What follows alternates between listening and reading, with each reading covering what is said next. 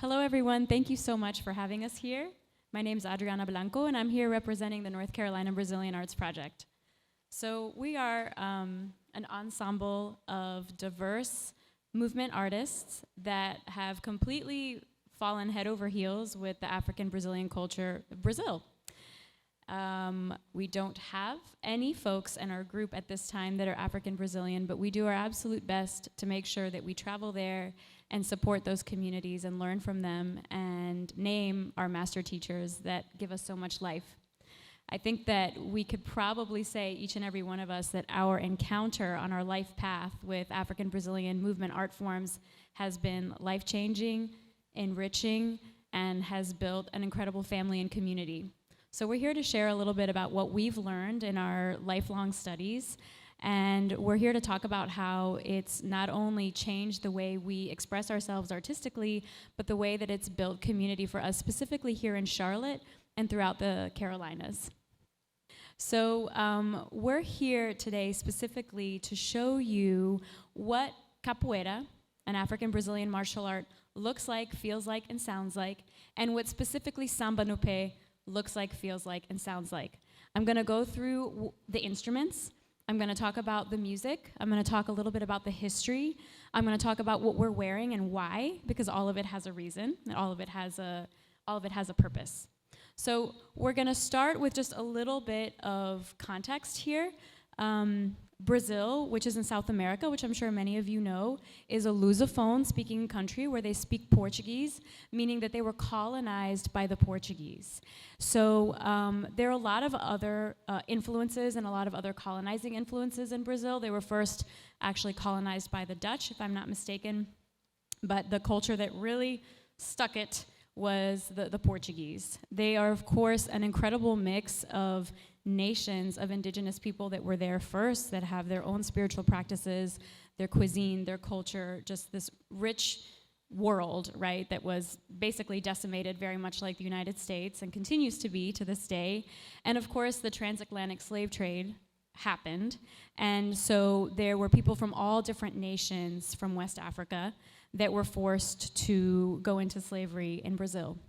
Because of that mix and because of the size of the country, we get so many incredible cultural art forms, many of which, most of which, are a response to oppression, a response to enslavement, a response to colonization, and a way, and not just not just resistance in terms of like actual fighting, which we're going to demonstrate in martial arts, so that connection would be clear, but through the arts, through music, and through maintaining spiritual practices. So when we talk about capoeira and we talk about samba, we can't really talk about those things without talking about the intersection of resistance to oppression, the history, and the incredible survival and thriving of these particular circumstances, and the ways in which these indigenous and African communities found a way to keep their spiritual and cultural practices and cuisine alive, and how now at this point, African Brazilian culture is actually everywhere. If you know how to listen for it, and you know how to see it,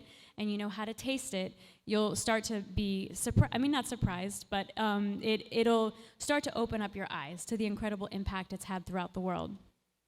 I think that we can say that the West, or the United States, was introduced to African Brazilian culture in the 40s through Carmen Miranda. Raise your hand if you know who she is, Carmen Miranda. Yes, so actually she is a Portuguese woman who was basically utilized by the dictatorship regime in Brazil and in our government here in the United States to just be this sort of like racially ambiguous, problematic kind of trope. And so samba music, through her, she was a Portuguese immigrant in Brazil, and she grew up in African Brazilian communities, and so she knew about samba. She was kind of a political figure and sort of an entertainment figure in a lot of ways. But you know, the turban and all that kind of stuff is actually a reference to African Brazilian movement, dance, and art forms. And so appropriated by her, some would say purposefully, some would say she didn't know what was happening, she was just kind of taken. But that's sort of the first time that the United States has really come across this.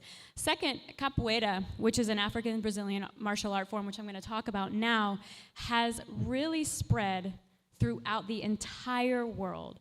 And it's been telling the story of African Brazilian resistance to oppression this entire time. Raise your hand if you've heard of capoeira. Raise your hand if you are confused as to whether it is a dance or a fight. Raise your hand if you've heard of Eddie Gordo. Yes, okay, that's a video game called Tekken. Most people in the United States, they know about capoeira because of Eddie Gordo. He was like one of the fighters, and he has like super muscly and like did all these flips and had these long locks, and anyway, so he's sort of like the epitome of what a capoeirista looks like. So jokes aside, capoeira is a really powerful art form that it was actually not necessarily an art form. It was a survival practice, the way that it started. So here in the United States, we have what are known as Maroons, which I'm sure many of you know. They're these communities where folks who freed themselves from enslavement, they established, and they created these systems and these communities for themselves, these free communities. They have the same sort of thing happened in Brazil all the time, except for they didn't use the term Maroon, they used the term quilombo. So in the quilombos, or one of the tools that they utilized to free themselves in Brazil during that time was capoeira. So some of the movements they come from West Africa, West African martial art forms, and we use the instruments. During that time, this was in the 16th century, 15th and 16th century, there were so many people from Africa, from different nations, they didn't share the same language, so they didn't really have very many ways, and they were all forced together to be together, enslaved together, forced to work together. And so one of the main ways that they could communicate with each other was through drums and music, and through their spiritual practices, there were similarities and there were connections. So they used these practices to hide the fact that they were preparing their bodies, they're preparing their coordination and preparing their their martial arts and their ability to fight against these oppressive enslavers. And so they would hide the movements with the music, okay? And so in a lot of African culture and in a lot of non-Western cultures, creating a circle as a community space and as a way to communicate is something that's very important. So capoeira has always traditionally been done in a circle because it holds the space, it holds the energy, and it also kind of helps keep people aware of what's going on inside and outside and around. So because we don't have our whole entire capoeira group, we can't exactly emulate that for you, but we're gonna try to give you a bit of a taste for what these movement forms look like. So that confusion about, is it a dance, is it a fight, it comes from, it's on purpose. It's meant to trick you. I would say the bottom line with capoeira is trickery. And because they didn't have any tools, they didn't have any muskets, they didn't have any of those things, people sometimes say, like, y'all don't even hit each other, like, you look like you're just fake kicking out there, and we're like, good, glad you think that. Actually, it's because the person is so adept at getting out of the way, knowing how to escape the kick, knowing how to escape the takedown, knowing how to escape capture, that the martial art looks this way. It doesn't look like boxing where people are just straight facing each other, right? And they have these very particular rules. There are 1 million rules, and there are 0 rules in capoeira, based on its history. Instructor Peruca has the berimbau, which is the most important instrument in capoeira. It's what dictates what the game or the conversation is meant to look like. And this instrument, you can just stream of consciousness, what does it look like to y'all? Bow and arrow, yes. Anybody else? No? Okay. Fishing pole. This part works a lot better with like 5 and 6-year-olds, but it's cool, y'all. I understand. They have a lot of ideas. Right. Yeah, this is a different audience. But anyway, so actually what he has here, this is a gourd. It's a gourd like you would see at Harris Teeter or your farmer's market, depending on where you go to get your fall decor. It's actually long, and it's cut. They cut the long neck off, they scoop out all the seeds and the flesh, and it's dried. And it's what gives, it's an acoustic instrument. It has, the stick is called, the gourd is called the cabaça, which is basically how you say gourd in Portuguese. It's not anything exciting. And then we have the biriba, which is the stick. And biriba is actually referring to a particular type of wood from a tree. It's the type of wood is called biriba. And then you have the arame, which is the metal string that you see there, which is a string in an acoustic instrument at the same time. And so they would use, what did you say that they used a long time ago for the berimbau? For the string, for the arame? Well, we know it's tire wire now, and for a long time it's been the inside of a tire, and you gotta like shave all the rubber off and stuff. It's quite a process. The skin, of an animal, could have been an animal skin, just like, I think violins and stuff in the day were like that. I don't know about violins, but this is the berimbau. Its origins you can find, I think, from the Bantu people, and it's shifted and changed the way it's played because of the indigenous influence, because in the quilombos there weren't just, freed slaves. It was the indigenous people came together with the people that were fighting for their freedom. And so there's going to be a lot of influences in the music from different indigenous nations as well. So it's not going to be exactly what you saw from Africa. They couldn't totally reproduce that, and it wouldn't make sense to anyway. It's all evolution.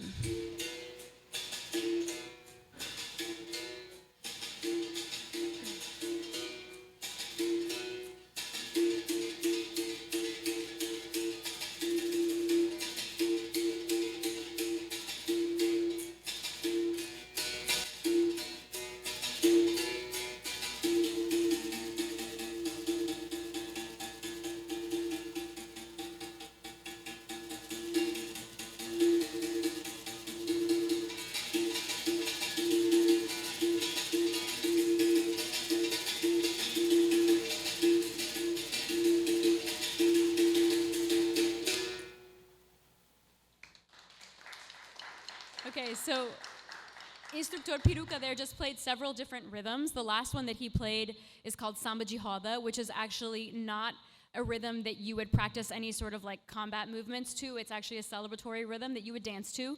I'm going to show you what samba looks like, not that kind of samba, because you don't wear this for that kind of samba. Roda is the word in Portuguese for circle, R-O-D-A. So a circle is a really important, an important element to all of this, as I said before.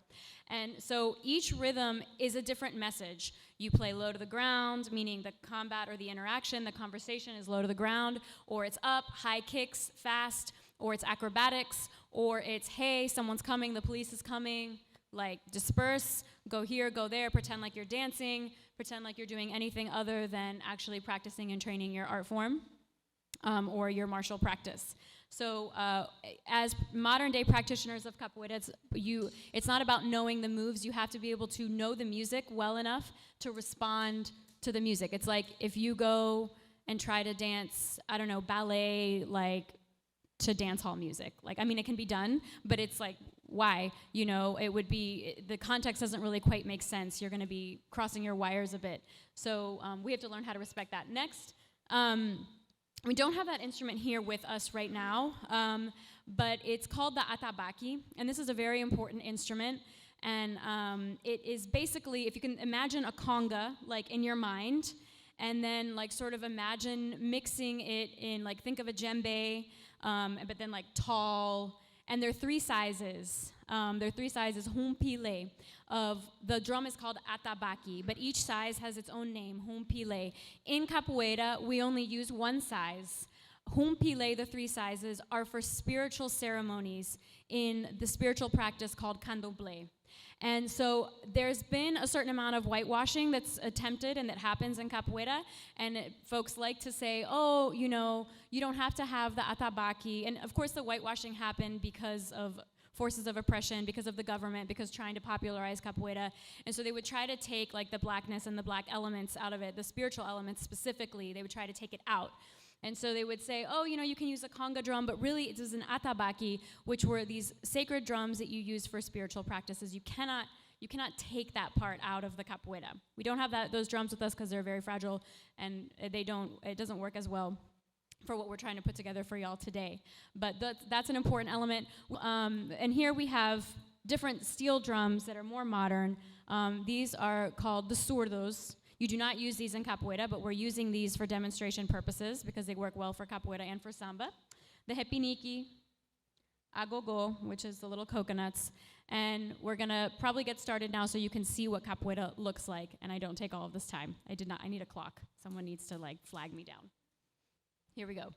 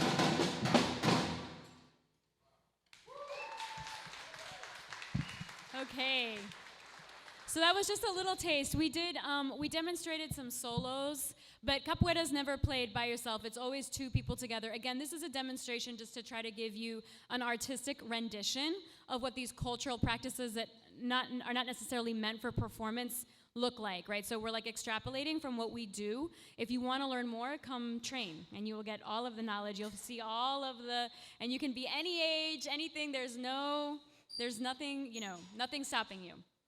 So the rhythm that we just played is called samba reggae, okay? Samba reggae. That rhythm is newer. It's from the 60s.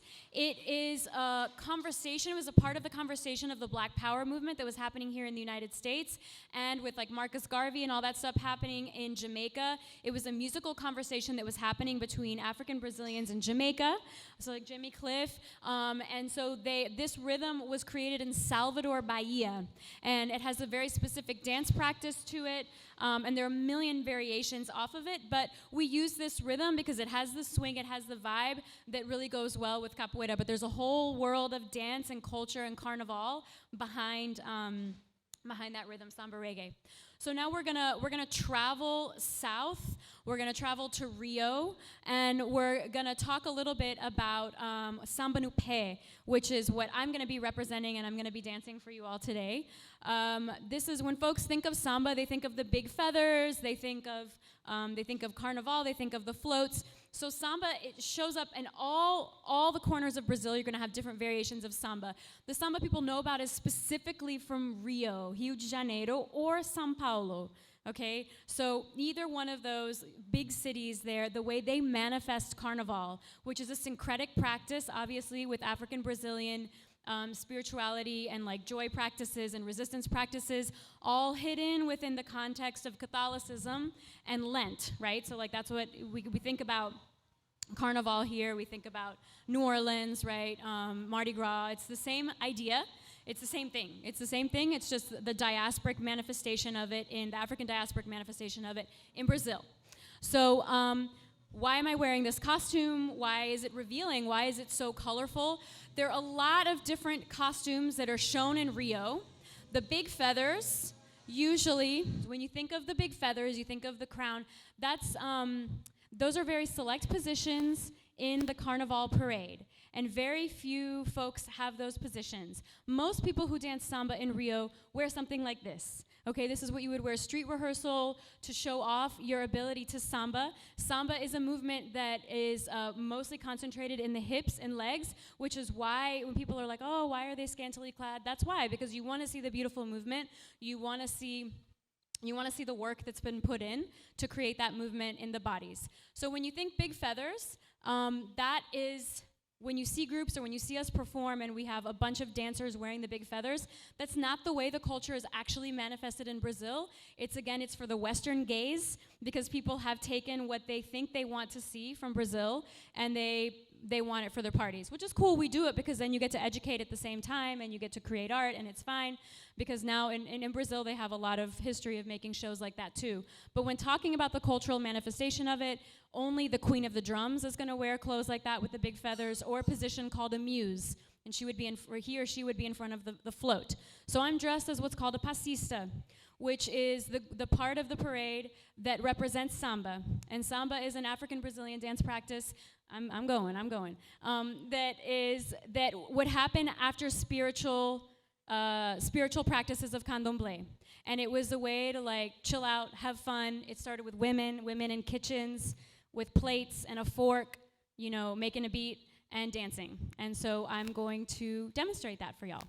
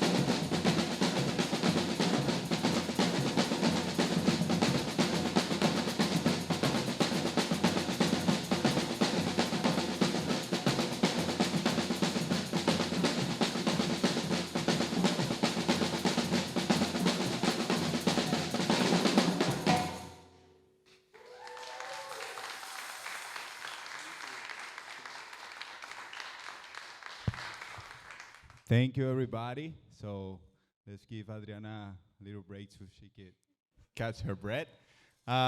So that was a little bit of Samba and Capoeira from Rio de Janeiro. And before we keep going with the African Brazilian history and all the African diaspora, I want to share that I'm one of those millions of Venezuela who goes out of their country. I'm one of those using the Central Avenue bus every single time. I've been 8 years here, been living my life here. I'm a physical therapist. I've been doing a lot of different works. There are no specific physical therapists. Now I work with art. I've been studying for 16 years the African Brazilian diaspora, and this is part of our company together. And thank you, the Levine Museum, for the opportunity. And it's been amazing just to hear the speech and feel connected with all that. And now you can keep talking. I don't talk too much. You talk more. So, thank you. I'm not sure how much time we have again. I need like a clock. I am completely here in the wind. But if anyone has any questions or comments or anything they want to add to the conversation, or if they want to see something again, you can see it again. We have community classes for kids, adults. We have monthly memberships, but we also have scholarships. We try to make sure it's as inclusive as possible. There's a lot, especially with, and I have a lot of passion in talking about the costumes because people really get it twisted. A lot of times they think that it's a sexualization. It's celebrating sensuality, and it's celebrating bodies. Parts of the body that aspects of our society doesn't understand and is afraid of. And then with that comes sort of this like white supremacist body image standard. And so in order to dance with our company, in order to dance professionally with our company, there are no body standards. You don't have to have a certain look. In fact, we like actively fight against that because sometimes the way samba can become appropriated in a way to make it commercial really falls into that deep, dark hole. And so we try really hard to empower people for being who they are, coming with their abilities, their bodies, their background, and to just finding their samba and their capoeira within themselves. And you have a future with our company as a performer, you know, as an artist. It doesn't matter. You don't have to fall into the stereotype. Even in Brazil, when you see those images of I want y'all to think twice, like if you're gonna leave with something here today, when you look at images of Carnival and women in those feathers, I want you to know that some of those positions are paid by actresses, right? Many of those positions are by women in the community, or femmes, because it's not always, there's a lot of intersection of, you know, gender identity and stuff happening there too, who have grown up in a community, in a marginalized community, and they went through rigorous training, dance training, to get where they're at. And perhaps that's why their bodies look that way, but there are other bodies that don't look that way, and they're just as valid and just as legit. And in Brazil, all the bodies, samba bodies, are valid. And when you see it here in the United States, there's a certain, sometimes idea that they're not. But we try really hard to make that known. Our studio is called the Project Space, because we're clever, NC Brazilian Arts Project, the Project Space. It's on South Boulevard, 4004 South Boulevard. So like 15 minutes away from here. It's next to Moco Bistro and like a four-wheeling, not shop, but like tire, what is it? A four-wheeling situation. Yeah. How long has that been around in existence? Yeah. There's not as much historical documentation, and any documentation that there really is was burned and censored. But as far as I know, and I'm not a capoeira historian. I can recommend some books for you, but off the top of my head, the early 1500s or mid 1500s is when it started, and you can see certain aspects of what the diaspora and sort of movements, like the takedowns specifically, you can see that show up in Trinidad. Catherine Dunham, who's a modern dancer, she did her research, a lot of her research in Trinidad as well as Haiti, and she's documented some movements there as well. And of course, obviously, she was there in the 40s, if I'm not mistaken. Messed up my dates, but it's been around for a long time. Not what you see today has so many influences now, right? Even the chord system, a lot of that was specifically whitewashed so that it could be spread, right? And they try to take the history away so that it could travel all over the world. So it doesn't make it less capoeira now, because if you tell someone from Brazil that their capoeira is not legit, like, it's kind of not cool, right? But it's just changed. Yeah. Is there any tie in this dance to what we call breakdancing and hip hop culture? Yeah, so there were a lot of, so like it was 70s, 80s, 90s, right? And y'all help me out with my history. In New York, there were a lot of Brazilians that were also immigrants there. So like in the ciphers, you'll see like, can you do esquiva negativa role? And can you do ginga? So when you see her, or like skip negativa, negativa, like go from negativa to negativa. So that can look like a top rock, negativa. You can see how that looks like a six-step. Okay, so no one knows. There's like a fight about who influenced who. Oh yeah, a freeze, baby freeze, do cada de rins. Baby freeze. Yeah, no one knows who did what, right? Who started what, but yeah. And one of the big difference in the hip hop, that the person are not watching the other persons are on front or around. In capoeira, every single movement that we do, we practicing watching the other person. Yeah, it's a big difference that you can see in many movements. That's why some movements from hip hop, they do not apply in capoeira, because you cannot give their back to the other person you are playing capoeira. So that's a big difference inside between those two arts. Okay, the colors that we have today. Well, today we have the Brazilian flag and the Brazilian colors of the flag. But in capoeira, most of the time, the traditional uniform are all white. White pants and white shirt. Some of the history that come from that is because on Sundays, the slave were allowed to go to the church. So they were wearing white, but some of them, they were going to capoeira. They were like, I'm going to capoeira. So that's why. And other thing, like other movements from breakdance that don't apply in capoeira too, those like rolling in the floor too much, because you don't want to get dirty when you are wearing white. Because if you get dirty, and then they will see like, oh, so they take you down a lot today when you were playing capoeira. So that's other part of his question, of the hip hop and capoeira, like the fusion. We have these uniforms here. These actually, the pants that Kara and Juan are wearing, they're called street abadas, or street uniform for encounters. And like capoeira encounters with like random people outside of your academy. And they're these colors, or they look like this. They're not the white uniform pants, because for that very reason, because you're inevitably going to get really dirty, and you don't want to get your white uniform dirty in capoeira. That's a thing. And then we wear, right, like the Brazilian flag colors. This is, right, these are uniforms for like entertainment purposes, you know, where you just scratch the surface, and if you ask more questions, you'll go more deeply, but sort of to get your foot in the door, you kind of have to. But this is like traditional streetwear clothes in Brazil. You will see something like this. You'll see these shoes. The platform, the bottom, like it's got like just enough roughness to it that I can samba and not slip. All of it is very purposeful. And these colors don't mean anything other than just being cute. So, yeah. Thank you again to the NC Brazilian Arts Project. Can we give it a hand? Make sure you find their info online, attend the classes as well. And also make sure you follow the Levine Museum's information so you can keep up to date in our upcoming programs. Again, thank you, everybody that is watching this special recording of What's It Gonna Take, where we were celebrating Welcoming Week as well. And we want to thank Federico Rios again for his insight and the information today. Our What's It Gonna Take programs are made possible by the NC Humanities and the National Endowment for the Humanities and the Infusion Fund, which is a partnership between Foundation for the Carolinas and the City of Charlotte.